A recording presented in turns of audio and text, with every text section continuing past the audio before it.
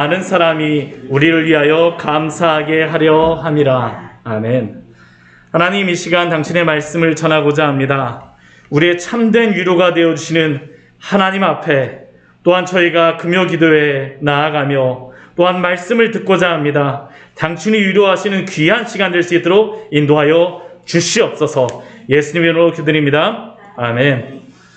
네, 오늘 새벽에 창세기의 말씀을 보았었는데요. 오늘 이제 금요 기도에서부터 시작해서 고린도 후서의 말씀을 이제 10월달, 이제까지, 10월 한 중순 넘어서까지 이제 보게 될 것입니다.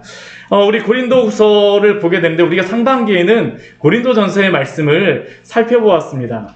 고린도 교회는 사도가 가장 신경을 많이 쓴 교회 중에 하나고요. 가장 사역을 많이 그곳에 직접 머무르면서 가장 사역을 많이 하였던 교회 중에 하나입니다. 에베소 교회와 고린도 교회를 사도 바울이 가장 많이 신경 써서 가장 많이 그곳을 세우기 위해서 가장 노력하였던 교회입니다. 그런데 이 고린도 교회 같은 경우는요, 사도가 그렇게 굉장히 수고하였음에도 불구하고 사실은 참 사역하기 어려웠던 교회가 바로 고린도 교회였습니다. 왜냐하면 여러 가지 다양한 문제들이 고린도 교회 안에 있었기 때문이죠. 이렇게 여러 가지 문제가 있는 고린도 교회에, 고린도의 교회에게 보내진 이 편지. 근데 이것이, 이 고린도 교회에 보내진 편지가 참 그런데 우리에게는 도움이 됩니다. 왜냐하면 고린도 교회에 발생하였던 이 여러 가지 문제들이요, 2000년 전에 고린도 교회에서만 일어나는 게 아니라 사실은 우리 시대에도 동일하게 이러한 문제들이 현재에도 발생하고 있기 때문입니다. 그래서 그 해법을 사도 바울이 우리에게 어떻게 해야 될지 복음 안에서 아주 잘 설명을 하였었죠. 우리가 고린도전서 말씀을 보면서 보았었는데요. 그래서 이 고린도 교회는 한편으로는 고마운 교회이기도 하죠. 왜냐하면 우리가 어떻게 교회 안에서 문제가 생겼을 때 어떻게 복음으로 또는 어떻게 진리로 그것을 판단하며 우리가 어떻게 그것을 해결할지를 알려주기 때문입니다. 고린도전서에서 우리가 이미 보았던 것 같이 고린도 교회 안에는 여러 문제들이 있었습니다. 당파 싸움이 있었고요. 나는 바울에게 속하였고, 나는 아볼로에게 속하였고, 나는 베드로에게 속하였고, 나는 심지어 예수님께 속하였다라는 그러한 사람도 있었고요. 또 그것부터 시작해서 음행의 문제도 있었고요.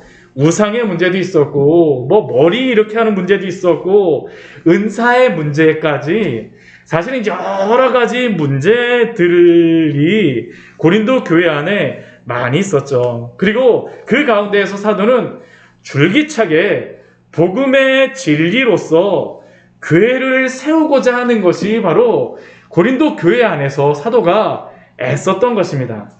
그리고 이 고린도 전서를 그러한 교회를 세우기 위해서 여러 가지 그 문제들을 해결하기 위해서 편지를 보냈다면요, 이 고린도 후서 말씀 같은 경우는 그렇게 고린도 교회 안에 문제도 있었지만 이 고린도 후서 말씀이 사실은 사도 바울에게는 조금 더 어려운 문제에 그러한 봉착해 있는 그러한 말씀입니다. 왜냐하면 고린도 전서 같은 경우에 사도 바울이 물론 그 고린도 교회 안에 이렇게 바울파냐 아볼로파냐 이런 것들이 있었지만 사도 바울이 그 안에 중심적인 그러한 여러 문제들의 중심은 아니었었거든요. 그런데 고린도 후서에서는 사도 바울이 고린도 교회의 문제의 중심에 들어갑니다.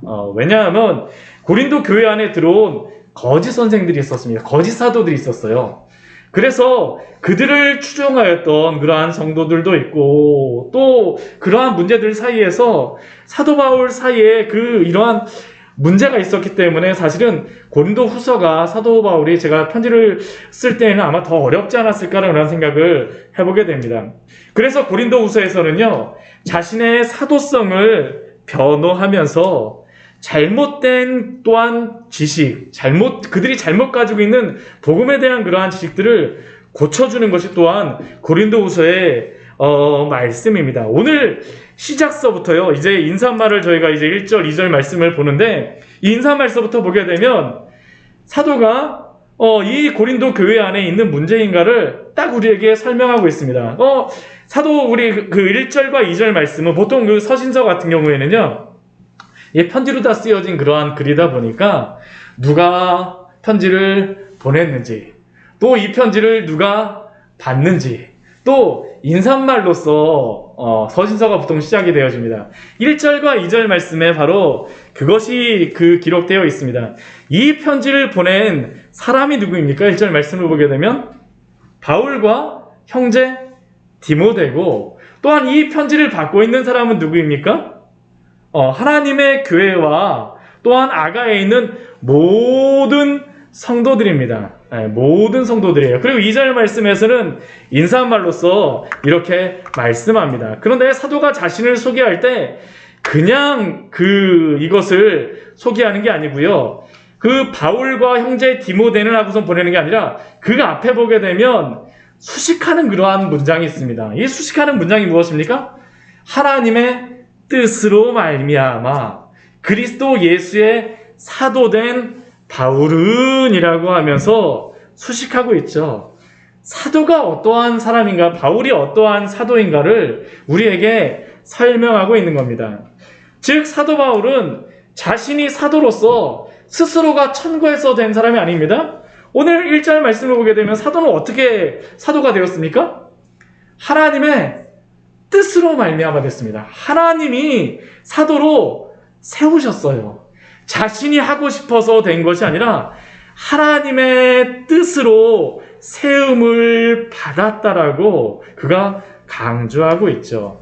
이렇게 하나님의 뜻으로 그가 세움을 받았다라고 강조하고 있는 것은 뒤에 고린도후서 11장 13절 말씀에 보면요, 이러한 말씀이 있습니다. 11장 13절 말씀에 보면요, 이렇게 기록되어 있는데요.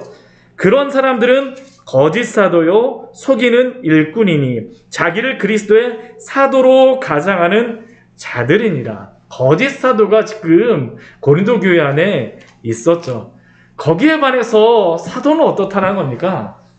하나님의 뜻으로 세움을 받았다는 겁니다. 자신의 사도됨은 자신이 사도가 되고 싶다라고 된 것이 아니라 하나님이 주권적으로 세우셨다라는 겁니다. 또 어떻게 그가 사도가 되었습니까? 그리스도 예수의 사도가 되었다라고 그는 고백하고 있죠.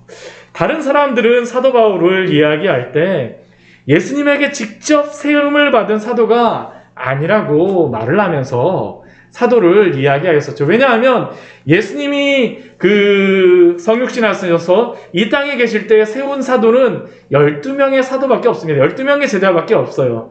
그때 사도 바울이 있었습니까? 아니, 없었어요.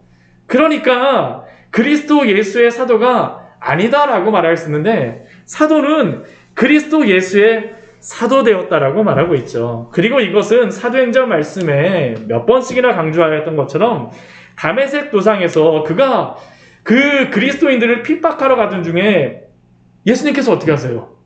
강권적으로 사도 바울을 부르시죠. 부르신 것입니다. 그리스도 예수가 바로 예수님께서 자신을 사도로 부르셨다라는 것입니다. 그래서 갈라디아서 말씀에 보면 2장 말씀에 보면요, 무엇이라고 말하냐면요, 사도 베드로 같은 경우는 유대인을 위하여서 사도로 세웠지만 자신은 이방인을 위한 사도로 이방인에게 복음을 전하기 위하여서 사도로 세우셨다라고 기록하고 있고, 또 예수님의 다른 사도들도 사도 바울을 사도로서 인정하고 있습니다. 이방인의 사도로 세웠음을 인정하고 있어요.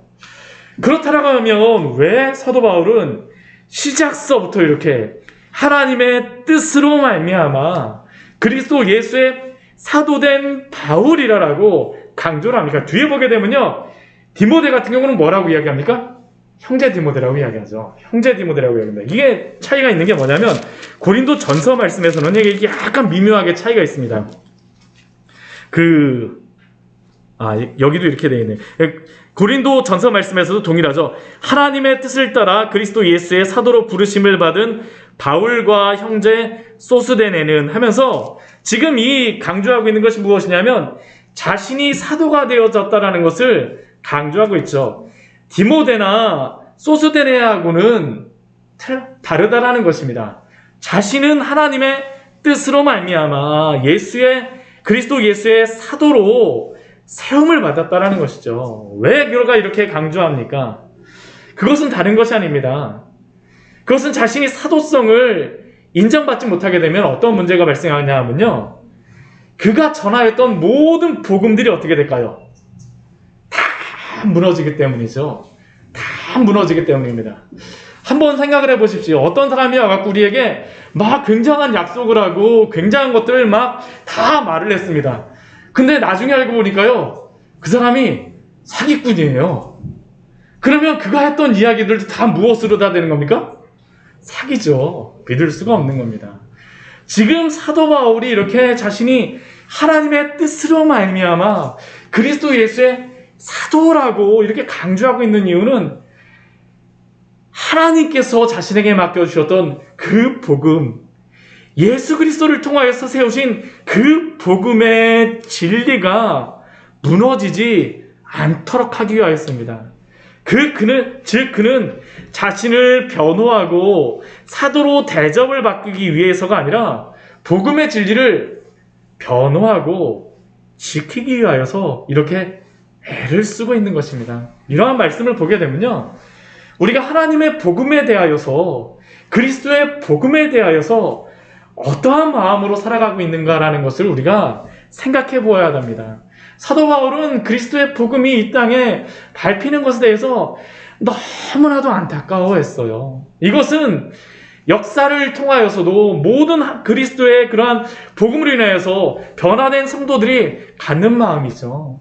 그리스도의 복음을 전하기 위하여서, 또한 그리스도의 복음을 소중히 여기기 때문에 그것을 지키고자 하는 마음, 우리들도 이러한 마음을 가지고 복음을 소중히 여겨야 될 줄 믿습니다.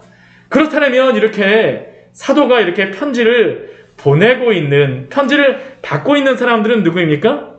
고린도에 있는 하나님의 교회와 온 아가야에 있는 모든 성도라고 말하고 있습니다. 이 고린도하고 아가야라는 그러한 지역이 있는데요, 이 고린도하고 아가야는 이게 어떠한 의미냐 하면요, 우리 수원이 어디에 있습니까? 경기도에 있죠. 그렇죠. 아가야가 뭐하고 비슷하냐면 경기도하고 비슷한 겁니다. 고린도는 뭐냐면요, 도시의 이름이에요. 수원과 같은 것이에요. 그러니까 이 그리스 지역을 보게 되면 북쪽 지역을 마게도니아 지방이라고 이야기를 하고요, 밑에 남쪽 지역을 아가야 지역이라고 이야기하는데, 그 아가야 지역에서 가장 중심 도시가 어디였었냐면 바로 고린도입니다. 그리고 사도 바울은 고린도에 있는 그 하나님의 교회, 하나님의 교회라는 의미는 무엇이냐 하면 성도들의 모임을 교회라고 이야기합니다. 온 아가야에 있는 모든 성도라고 하면 결국에 그것이 무엇일까요? 교회입니다. 하나님의 교회, 모든 성도들이 모여 있는 곳이 바로 하나님의 교회이죠. 그런데 그 교회는 어떠한 것입니까? 하나님이 세우셨습니다. 하나님이 세우셨어요. 그리고 그 교회 안에는 성도 한 명 한 명으로 말미암아 교회가 세워지고 이루어지는 것입니다. 이루어지는 것이에요.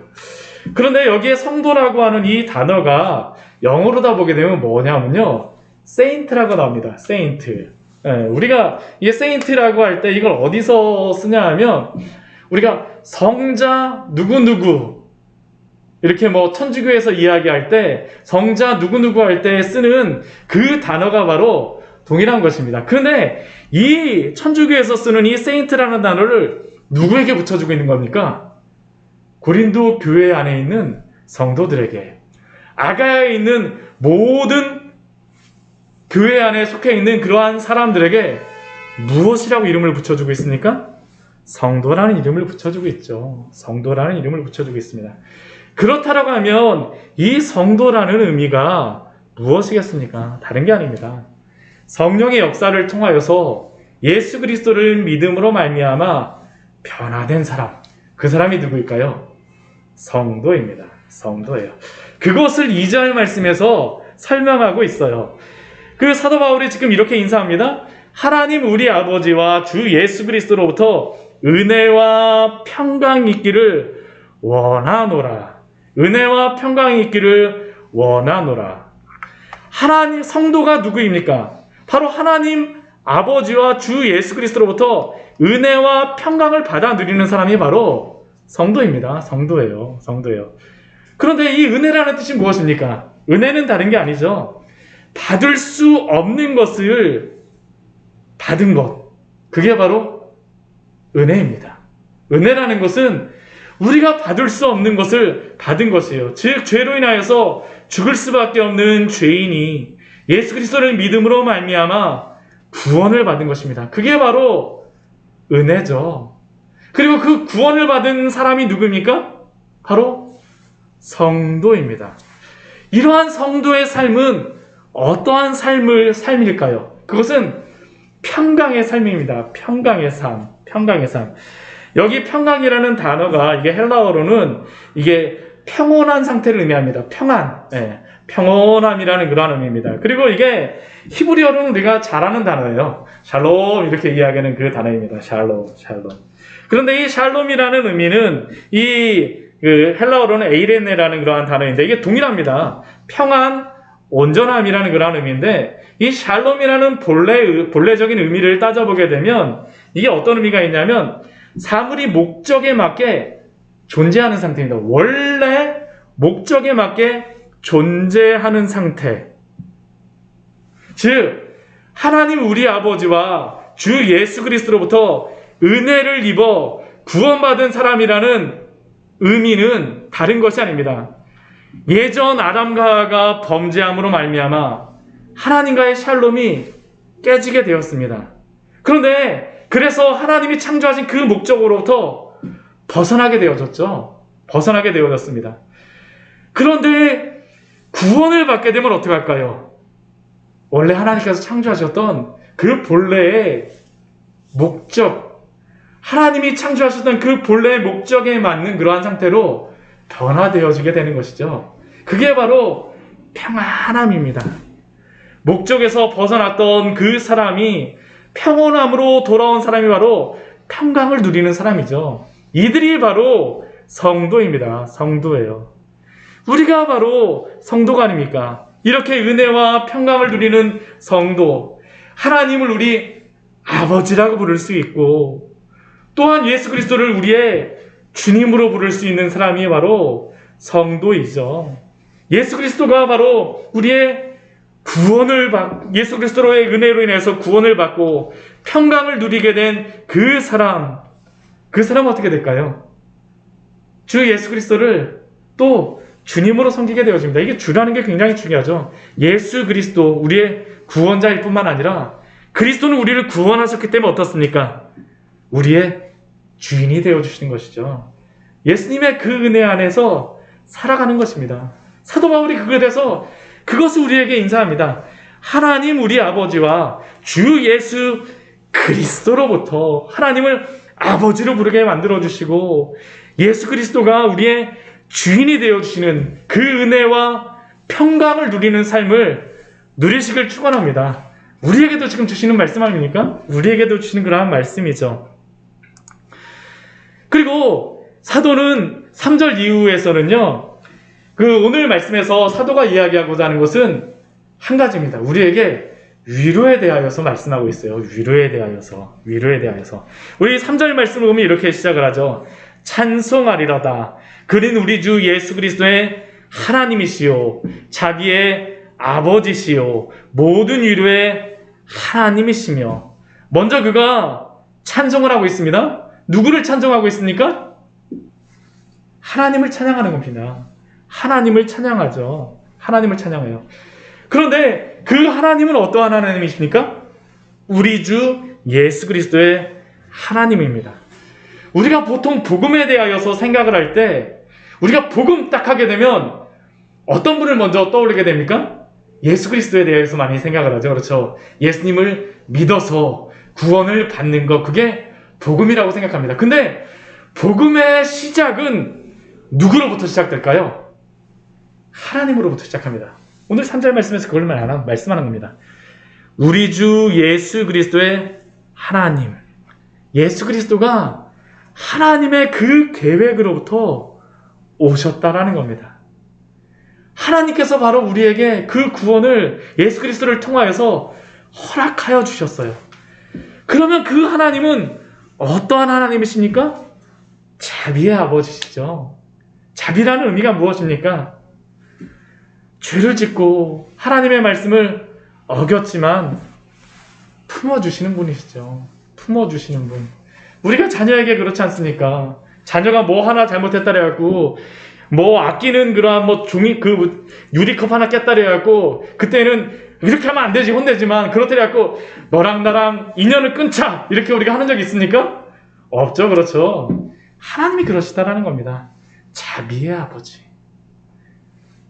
우리의 그 모든 죄로부터 하나님이 자비로 용서하여 주시는 것이죠. 또한 그 하나님은 어떤 하나님이십니까? 모든 위로의 하나님이십니다. 자비하신 하나님은 위로의 하나님이세요. 위로의 하나님. 자비하신 하나님이 위로하시는 하나님. 그런데 이 위로라는 의미가요, 이게 격려라는 의미지 않습니까? 위로라는 의미가, 격려라는 의미가 이게 있는데요. 즉, 위로라는 이 의미는 결국 평탄한 삶에서 받는 것이 아니죠. 우리가 격려할 때는 언제입니까? 힘들고 어려울 때, 힘내세요. 힘내세요. 음료수라도 한 잔 이렇게 딱 사드리거나 커피라도 한 잔 드리고 힘내세요 하면서 우리가 위로하지 않습니까? 격려하지 않습니까? 하나님이 바로 그러한 하나님이라는 것이에요. 모든 위로의 하나님이시며, 즉 하나님은 우리를 그냥 평탄한 가운데에서 위로를 주시는 것이 아니라 고난 가운데에서 건지심으로 위로하시고 격려하신다라는 것입니다. 오늘 말씀을 보면요, 그래서 이 위로라는 단어가 굉장히 많이 나옵니다. 우리 4절 말씀도 보면 어떻습니까? 우리를 위로하사. 우리 뒤에 말씀에 보아도 하나님께 받은 위로로서, 우리 또 4절 뒤에 봐도 능히 위로하게 하시는 이시로다. 우리 5절 말씀 보아도 어떻습니까? 우리가 받는 위로도. 우리 6절 말씀도 그렇습니다. 위로와 구원을 받게 하려는 것이요. 또 그 뒤에도 위로 계속 반복돼서 나오고 있습니다. 위로라는 단어가 계속 반복돼서 나오죠. 그런데 우리가 위로라는 이 단어와 함께 쌍으로 나오는 단어가 있어요. 여기에 보게 되면 무엇이 같이 나오고 있습니까? 환난, 고난, 이게 같이 나오고 있습니다. 즉 하나님은 고난과 환난 속에서 성도에게 위로를 주신다라는 것을 오늘 말씀하고 있는 겁니다. 우리는 고난을 하나님의 징계로서만 여기곤 하는데 그렇지 않습니다. 하나님께서는 그 고난을 통하여서 성도로 하여금 위로를 받게 하세요.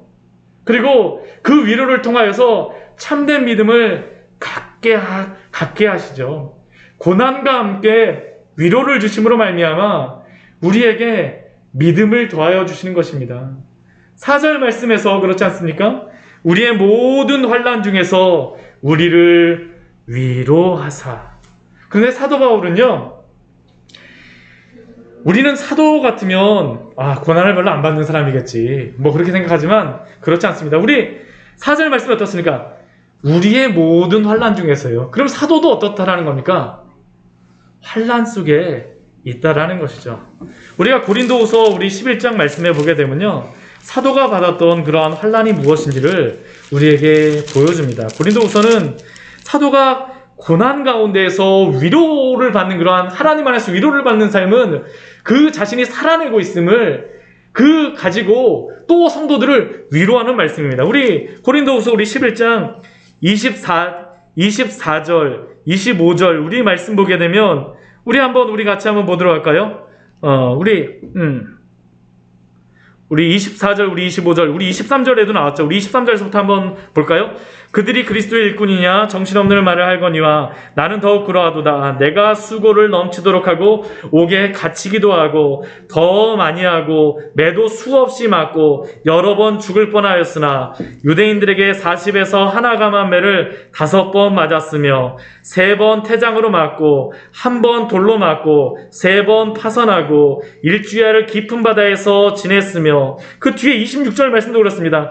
여러 번 여행하면서 강의 위험과 위험과 강도의 위험과 동족의 위험과 이방인의 위험과 시내의 위험과 광야의 위험과 바다의 위험과 거짓 청제의 위험과 또 수고하고 애쓰고 여러 번 자지 못하고 줄이고 목마르며 여러 번 굶고 춥고 헐벗었노라. 이러한 환난 가운데 사도가 있었다라는 겁니다. 그런데 사도는 이러한 환난과 고난 가운데에서 그가 발견한 것이 무엇이라는 겁니까? 자기의 아버지께서 위로하셨다라는 것이에요. 사도가 바로 이것을 보았어요. 이것을 누렸습니다. 4절 말씀 보게 되면 우리의 모든 환난 중에서 우리를 위로하사 우리로 하여금 하나님께 받는 위로로 사도도 동일하게 고난을 받았습니다. 그런데 그 은혜가 무엇일까요? 그 모든 고난을 다 덮어버릴 수 있는 하나님의 더 큰 은혜가 날마다 있었다라는 것이죠. 날마다 있었다는 것입니다. 그리고 그 결과가 무엇이겠습니까? 우리 4절 우리 뒷부분에 보게 되면 그가 이렇게 고백합니다. 모든 환난 중에 있는 자들을 능히 위로하게 하시는 이로다. 자신이 그렇게 환난 당함으로써 어떻게 하냐면 모든 환난 중에 있는 자들을 어떻게 하고 있습니까? 자기가 능히 위로하는 자로 하나님이 삼아주셨어요. 삼아주셨습니다. 즉 그는 자신이 굉장한 고난을 받았지만 그 고난을 통하여서 하나님의 놀라운 위로 가운데에 그 모든 고난을 다 소화시키고 믿음으로 다 소화시킴으로 말미암아 오히려 위로하는 자가 되어진 것이죠. 이러한 사람이 누구였습니까? 오늘 새벽에 보았던 요셉 아닙니까? 창세기 50장에 오늘 창세기 50장에 우리가 보았던 그 요셉의 모습이 그의 고백이 무엇이었습니까? 우리 창세기 50장 우리 가장 마지막에 그가 이렇게 그 형들이 요셉을 두려워해서 엎드리면서 우리에게 제발 그러지 마세요. 우리는 당신의 종들입니다 했을 때에 19절 20절 말씀에서 그가 무엇이라고 고백합니까? 요셉이 그들에게 이르되 두려워하지 마소서 내가 하나님을 대신하리이까 당신들은 나를 해하려 하였으나 하나님은 그것을 선으로 바꾸사 오늘과 같이 많은 백성의 생명을 구원하게 하시려고 하셨나니 당신들은 두려워하지 마소서 내가 당신들과 당신들의 자녀를 기르리이다 하고 그들을 간곡한 말로 어떻게 합니까? 위로하였더라라고 기록이 되어 있죠. 이게 바로 요셉이 그 모든 일들 속에서 고난을 겪으면서 하나님으로 인하여서 변화되어진 그 결과 아닙니까? 오늘 사도 바울이 그렇죠. 우리의 모든 환난 중에서 그러나 하나님이 위로하심으로 말미암아 이제는 모든 환난 중에 있는 자들을 능히 위로하게 하신다라는 게 바로 사도 바울의 고백입니다. 고백이에요. 그런데 이 고난과 위로를 생각할 때 그 고난과 위로의 의미가 무엇인가를 우리는 아는 것이 필요합니다. 이 고난과 위로가 어떻게 그것이 우리에게 주어질까요? 우리 5절 말씀을 보면 이렇게 말씀하고 있습니다. 그리스도의 고난이 우리에게 넘친 것 같이 우리가 받는 위로도 그리스도로 말미암아 넘치는 도다. 이 말씀은 무엇입니까? 성도의 고난은 그리스도와 복음으로 받는 고난이어야 된다는 것이죠. 우리가 예수를 믿고 구원받았다는 의미는 예수 그리스도와 연합되었다는 그러한 의미입니다. 그리고 그리스도와 연합되었다는 의미는 또한 그 구원의 은혜와 위로와 천국의 소망뿐만 아니라 그리스도의 고난에도 우리가 같이 연합되어진 것이죠. 그래서 로마서 8장 17절 말씀을 보면 이렇게 말씀합니다. 자녀이면 또한 상속자 곧 하나님의 상속자요 그리스도와 함께한 상속자니 우리가 그와 함께 영광을 받기 위하여 고난도 함께 받아야 할 것이니라. 이게 바로 5절의 말씀입니다. 그리스도의 고난이 우리에게 넘친 것 같이 그리스도와 함께하게 되면 고난도 있지만 또 그리스도로 인해서 우리에게 무엇이 넘친다라는 겁니까? 그리스도 때문에 우리에게 위로가 가득 넘친다라는 겁니다. 가득 넘친다라는 것이죠. 하나님이 주세요. 그리스도를 통하여서 우리에게 주십니다. 예수님께서 부활하셨을 때에 제자들이 다 두려워하여서 문을 닫고선 어찌할지 모를 때, 그때 예수님이 들어오셔서 하시는 말씀이 무엇입니까? 너희에게 평강이 있을지어다입니다. 너희에게 평강이 있을지어다. 이 세상의 고난과 환난의 길을 지나가는 성도에게 그리스도께서는 평강과 위로를 주시는 것입니다. 그리스도를 통하여서 우리가 받는 것이죠. 그리스도와 함께 우리가 그 고난을 받는 것입니다. 그런데 이 고난은요, 또 은혜가 무엇이냐 하면요, 이 고난을 받을 때에 우리가 연약하다라는 것을 알아요. 우리가 때로는 연약하지 않습니까? 혼자만 받게 해야 되면 어떻습니까? 너무나 힘들어요. 너무나 힘들어요. 저희도 요번에 그 집을 구하는데 집이 너무 안 구해져서 좀 약간 걱정을 했었는데, 우리 여러 우리 걱정해 주신 우리 교회 우리 지체들이 거기에 대해서 같이 기도해 주시고 또 여러 가지로 말씀해 주셔서 그런지 몰라도요, 하나님께서 또 금방 구하게 해주시더라고요. 정말 금방 구하게 해주셨습니다. 이게 이제 이런 것을 보면서 우리가 고난의 때에 하나님께서 우리만 아파하게 하시지 않으세요.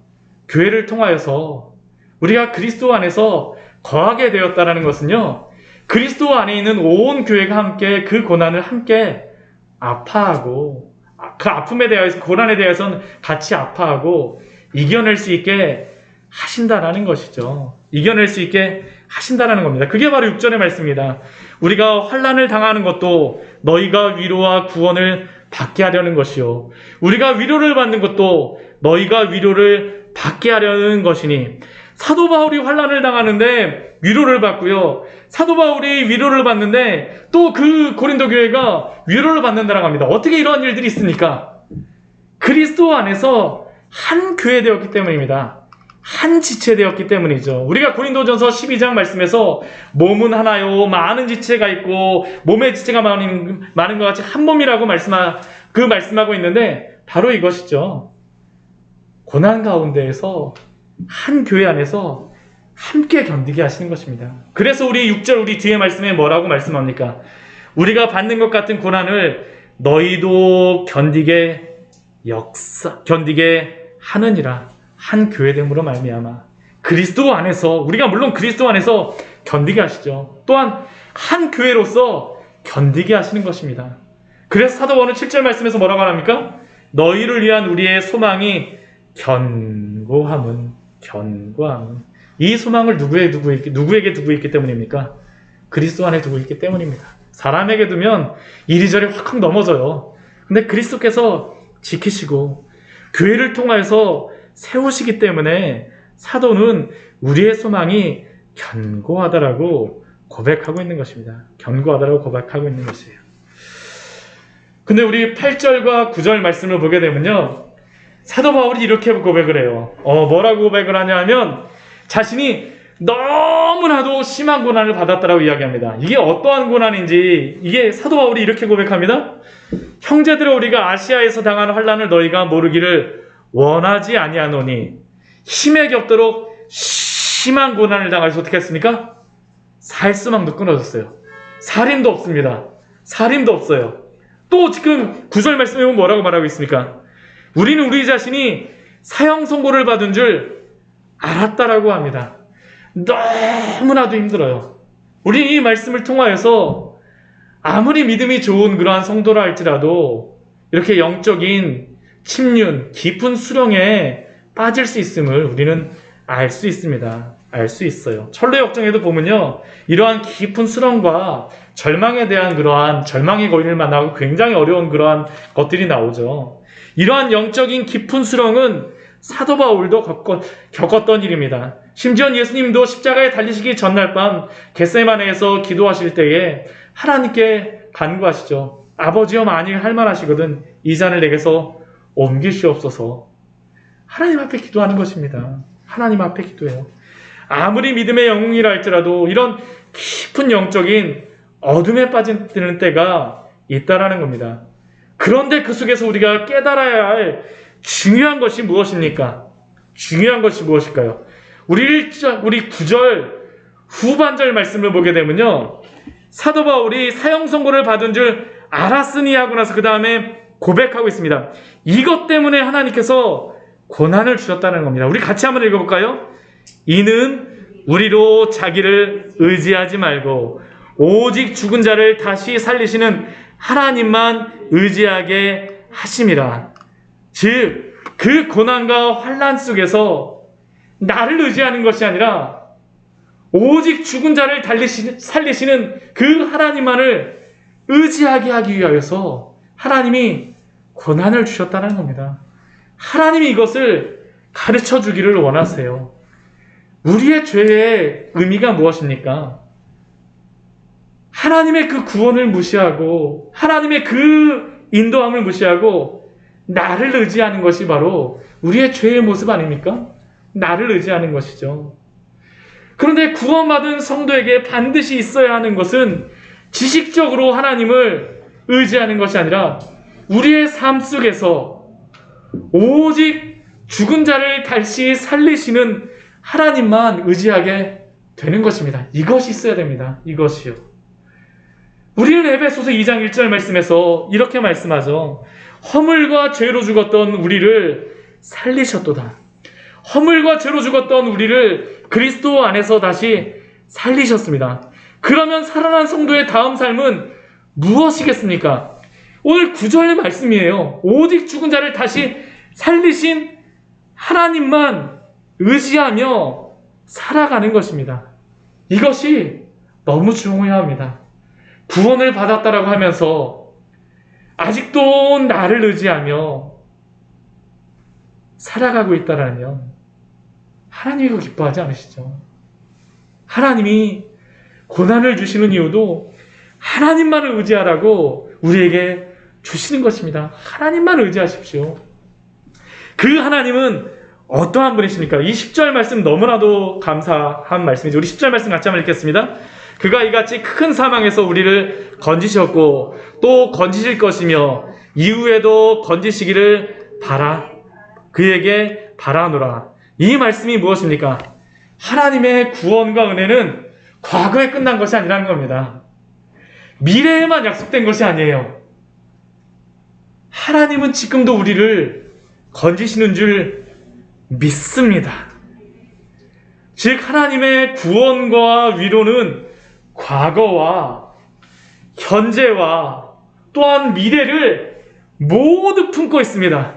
그리고 이것을 깨닫고 믿음으로 바라보는 성도는 그 고난 속에서도 어떻게 할까요?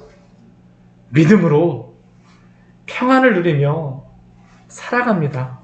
하나님으로 위로를 받습니다. 놀라운 은혜입니다. 하나님이 우리의 과거와 현재와 미래를 다 책임지시고 구원하시고 위로하시기 때문입니다. 그래서 우리는 감사할 수밖에 없죠. 그런데 이렇게 하나님 우리를 건지셨고 건지시고 계시며 건지시기를 그 구한다라고 하는데 그 가운데서 우리는 어떻게 하면 살아가야 되겠습니까? 기도하면서 살아가야 됩니다. 우리 11절 말씀에서 이렇게 말하죠. 너희도 우리를 위하여 간구함으로 도우라. 사도 바울이 지금 고린도 교회 성도들에게 뭐라고 말하냐면요, 우리를 위하여 기도하여 달라고 고백하고 있습니다. 기도를 부탁하고 있어요. 사도 바울이 기도해 주겠다는 게 아니고요, 나를 위하여서도 기도해 달라는 것입니다. 왜요? 이러한 환난과 고난 가운데에서 혼자서만 설 수 없다는 것이죠. 이게 바로 교회 아닙니까? 교회 아닙니까? 오늘 금요 기도인데요, 정말 이러한 기도 제목을 가지고 우리가 같이 기도하며 나아갔으면 좋겠습니다. 우리 하나님께서 위로가 무엇인지를 우리에게 보여주셨고요, 하나님께서 우리를 건져주시는 것이 무엇인지를 보여주셨습니다. 우리의 소망이 왜 우리에게 고난을 주시는지도 알려주셨죠. 그런데 그 모든 것 가운데에서 어떻게 하라고 말씀하십니까? 함께 기도하라고 말씀하세요. 함께 기도하라고 말씀하십니다. 우리 이 시간 하나님 앞에 같이 기도하며 나아가기를 합니다. 하나님, 정말로 당신을 의지하며 당신만 의지하고 살아가겠습니다. 우리가 여러 가지 환난을 만난다 할지라도 우리를 의지하는 것이 아니라 오직 죽은 자 가운데서 다시 살리신 하나님만 의지하며 살라라고 말씀하셨사오니 그대로 살겠습니다. 그런 하나님 아버지, 당신의 은혜를 우리에게 허락하여 주시고 우리가 간구하며 나아갈 때에 주님, 당신의 그 놀라운 구원의 은혜를 오늘도 보여주시옵소서. 우리 주님 앞에 잠시 같이 기도하도록 하겠습니다. 우리 같이 기도하겠습니다. 하나님 아버지,